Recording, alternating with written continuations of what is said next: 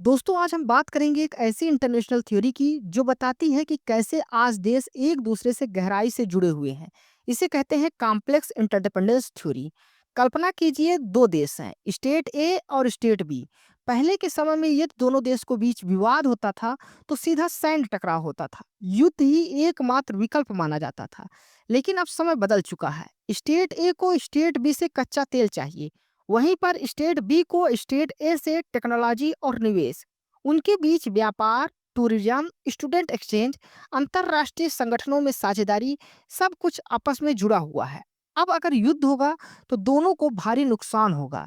इसी विचारधारा पर आधारित है कॉम्प्लेक्स इंटरडिपेंडेंस थ्योरी, जिसे पेश किया था रॉबर्ट क्यूहेन और जोसेफ नाई ने 1977 में अपनी पुस्तक पावर एंड इंटरडिपेंडेंस में। इस सिद्धांत के तीन मुख्य आधार हैं। पहला है मल्टीपल चैनल्स ऑफ इंटरेक्शंस।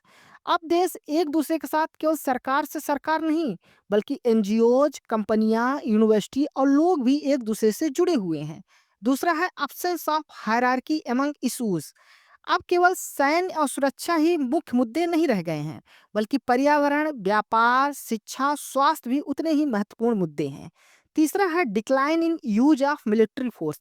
अब देशों के बीच सैन्य विकल्प ही अंतिम उपाय नहीं बचा है, क्योंकि देशों के बीच आपसी निर्भरता के कारण युद्ध में सभी पक्षों को भारी नुकसान होता है। ये जानते हैं, इस कारण कोई भी देश युद्ध नहीं करना चाहता। यदि हम लोग असल दुनिया में इसकी उदाहरण देखना चाहें तो भारत और चीन के बीच सीमा विवाद है, लेकिन इसके बावजूद दोनों देशों के बीच अरबों डॉलर का व्यापार होता है। इसी तरह अमेरिका और चीन के बीच टेक्नोलॉजी और आर्थिक टकराव के बावजूद निवेश और सप्लाई चेन में गहरा संबंध है।